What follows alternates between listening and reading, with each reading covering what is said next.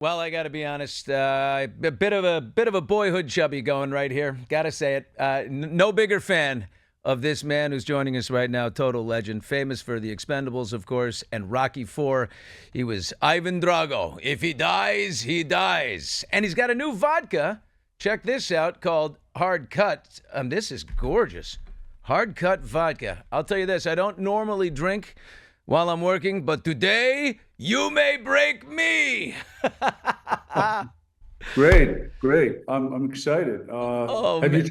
Have you tried it yet? Well, you know what? I think, Dolph, before we go get into business, I thought what I would do is have a beautiful moment here and Nice. make a little martini. What do you think about that, of this hard cut? Okay. Why don't you do a five? Can you do 5-1? So 5 parts, like 2.5 ounces of vodka Oh, no, I'm and going just a straight little bit vodka. oh, I'm, you I'm, put a little vermouth in there or no? no way. I'm a purist. I just want to go straight to the hard cut. We're going to give a nice little pour of Dolph's Okay. beautiful. I'm a vod guy. I am definitely a martini guy. Let's take a little sip right here and see what we're dealing with. Mm. Okay. Mm.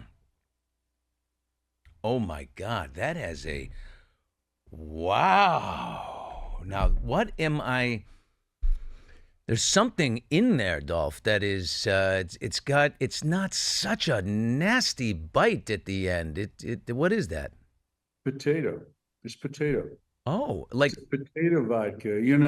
There's all the other vodkas are most of them are Kettle One and Belvedere and Grey Goose are all grain vodkas, and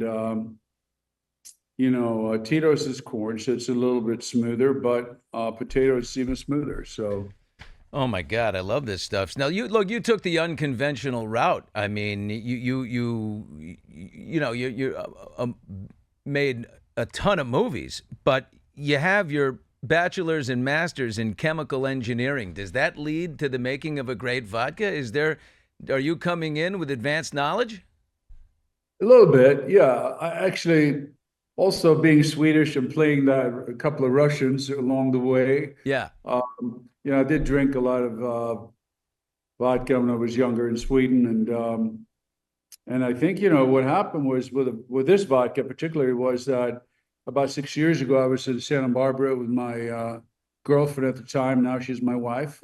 She's from Norway, by the way, and I just couldn't find a vodka I liked. And I had a lot of tequilas, but I wanted to try some vodkas, and then she said something like, "Why don't you make your own? You're a chemical engineer. You're used to play Russian. You're Swedish. You should do it." And somewhere along these 6 years, I've been thinking. I wish I would have said no, but because it's been a lot of work. But starting a new company and entrepreneurship and fundraising and all of that. But I think what we did try about 40 different vodkas from all over the world, and we found one in Idaho, just not too far from California where I live. It's a potato vodka, and we realized the potato, it's a much smoother taste, much creamier. Yeah. Yeah. Has all that starch, and the Rocky Mountain water, and it's just I wanted a sipping vodka, something I don't have to throw a bunch of OJ over or anything to No drink kidding. it, but I can have it in a martini or straight up. And So, that's what we ended up, creating. so you mentioned your wife, girlfriend. You have a 40-year age difference, don't you, Dolph? I mean, Yes. where did Yeah. where did you I meet got to such stay a spring fit, man. chicken? I got to go to the gym.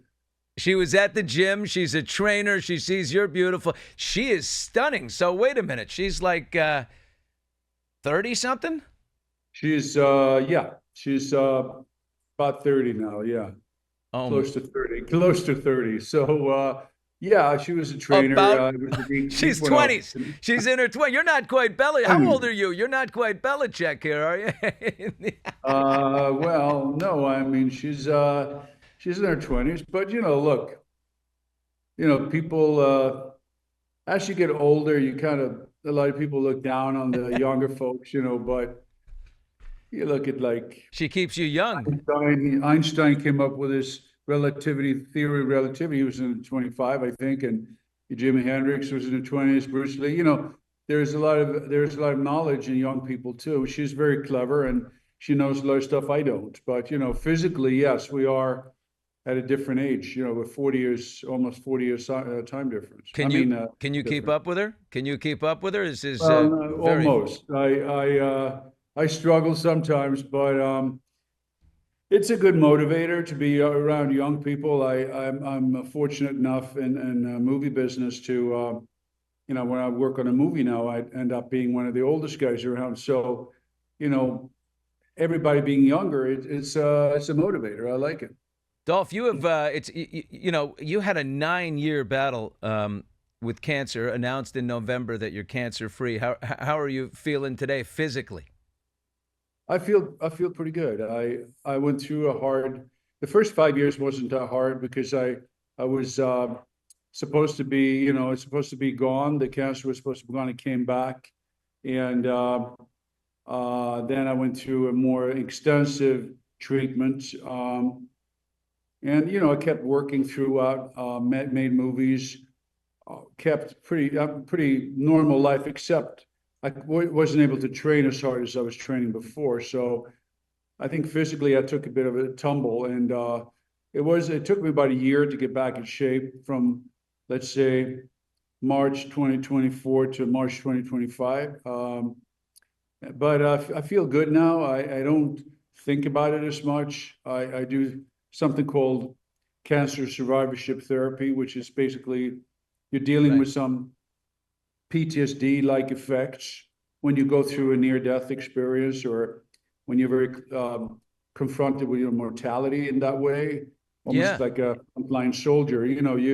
Your body, as long as you're being shot at and you're in the foxhole with your buddies, you don't think about it. But it's when you come home, when your tour is over, that's when the shit hits the fan and you end up getting really depressed. I think, life is like, putting on a golf course. There's some people who putt to make it, and there are some people who putt to not miss, which means with your life, I mean, after going through something like that, and I wonder if you talk about this in therapy, is you could live always wondering, is it going to come back? Is it going to come back? Oh, I feel something weird right now. I'm feeling a little bit off. I'm a little bit tired. I wonder if that's it. It could consume you, but you probably have to get yourself mentally to a place where it's like, what am I doing? I have to live present and forward.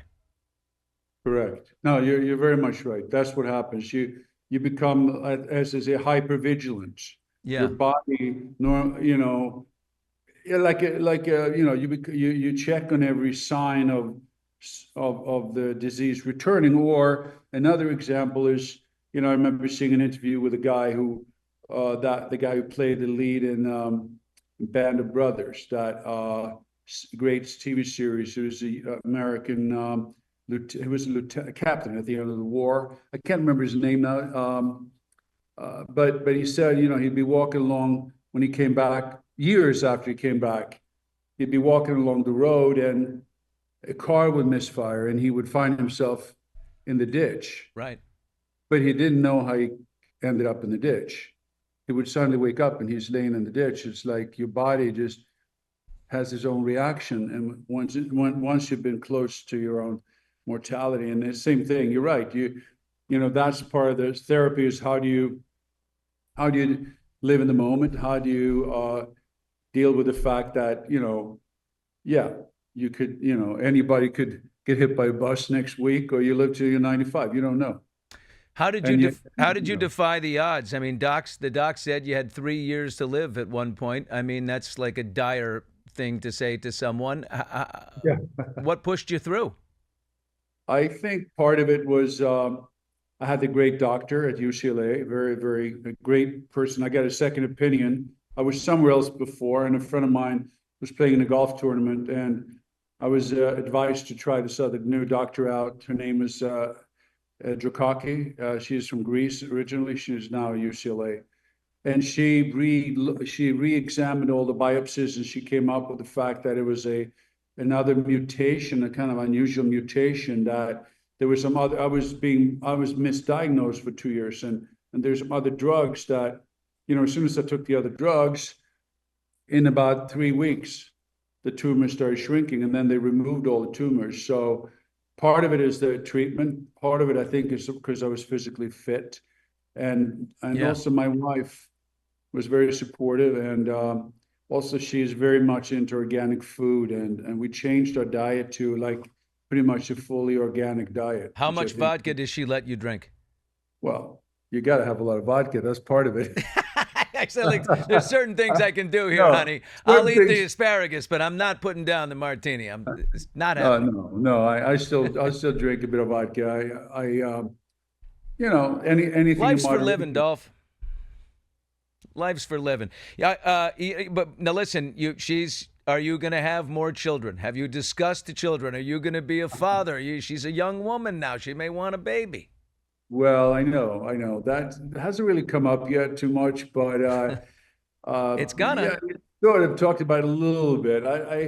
I was kind of against it before because I thought, Uh-oh. You've when had the I was conversation. Oh, no, Dolph. I mean now it's sort of, I think it is anything she wants to do, and I would support that. And I mean, obviously having a kid when you're over 60, I mean, it's like, yeah, some people would not approve of it, but on the other hand, it gives you another reason to live till you're 95. And Oh, you're chasing around a young wife, and now you're chasing around a toddler. You're going to need a lot of energy and definitely some vodka. Dolph, I got to ask you, I was emailing Sly Stallone last night because we're getting together to have him on Hot Mics, and oh, cool. he and I have the same lawyer, and I'm very good friends with his brother-in-law, the great Dr. Neil Elitrash, who is Yeah, I love Neil. Neil Great guy. Elitrash, the great orthopedic surgeon, just did Aaron Rodgers' Achilles heel and all that. Anyway, he's lining it up, and I'm wondering, you guys, Expendables and Rocky, and how often do you keep up with Sly? I talked to him. I mean, he lives in Florida now, so I don't see him as much, but I did talk to him every couple of weeks. I was in Florida. I had a benefit a couple of weeks ago, and I texted with him, and he was filming in Atlanta, so I missed him. But I think, hopefully we may launch the vodka in Florida later this year. Hopefully, I'll see him there. He's obviously a great friend. He's been very, super inspirational in my career, and he got me my first break 40 years ago. And we've done about 6, 7 movies over a 40-year period. So even in Hollywood, it's pretty unusual to stay in touch and to work together for that long. So I really value that friendship. And he's a very, very, as you know, funny and intelligent, smart guy, and super sharp. Yeah. How did you beat out 5,000 people for this role? I mean, you are big, beautiful, handsome. You were not a bodybuilder. You were not a boxer. But you got 5,000 dudes to get the odds on that, no matter what was the secret sauce? I think some of it was right place at the right time. Now, he was writing a script about a Russian fighter. I was European heavyweight karate champion. I was a big blonde guy, good shape. I was in New York. I was an unknown, so he had a new face there and nobody had seen.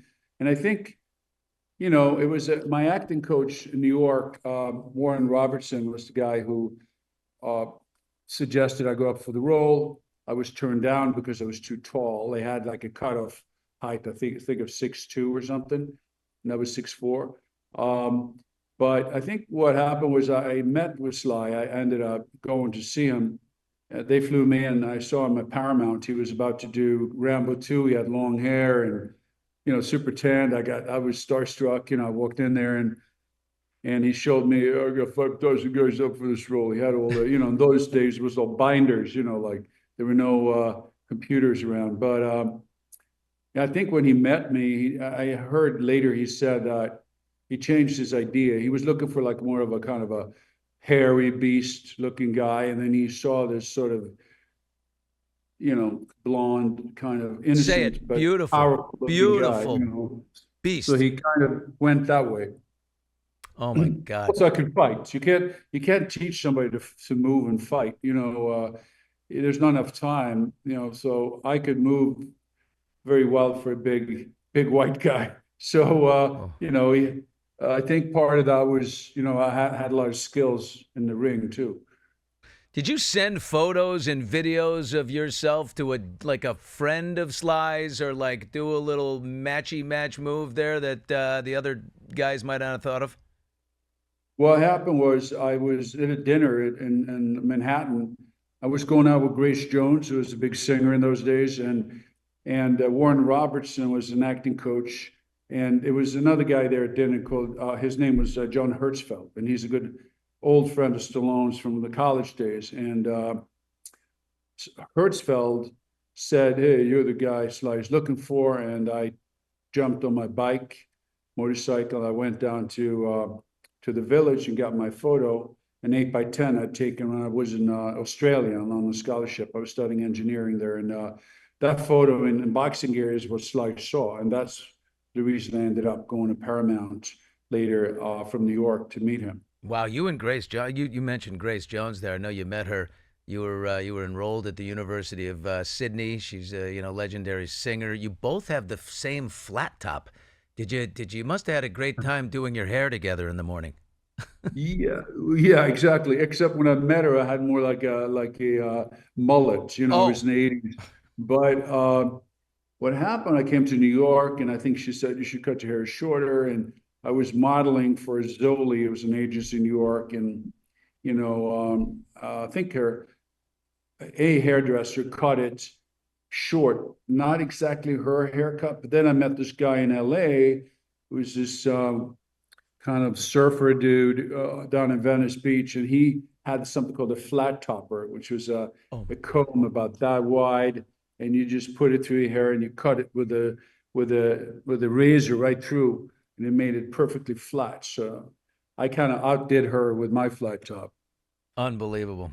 So, Dolph, it's so great to catch up with you. I got to say, the vodka is fantastic. Hard cut vodka. And you wrote something. There's something in the back of the bottle. It says, "To the hard cuts, the clean finishes, and the victories we carve from the world. For those who take their vodka seriously." That's you and me, pal. Thank you, Bill. Yeah. This is amazing. I'm going to say it. I'm a vodka guy, and that is damn good, as you would expect.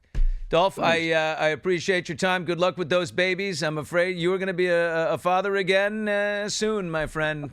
Just predicting. All right, buddy. Say hi to Sly if you talk to him. Gonna do it. I'm gonna text him now and tell him I just spoke to you. Great. Looking forward to it. Thank you, Dolph, so much. Buddy. Legendary Dolph Lundgren. I mean, come on. If he dies, he dies.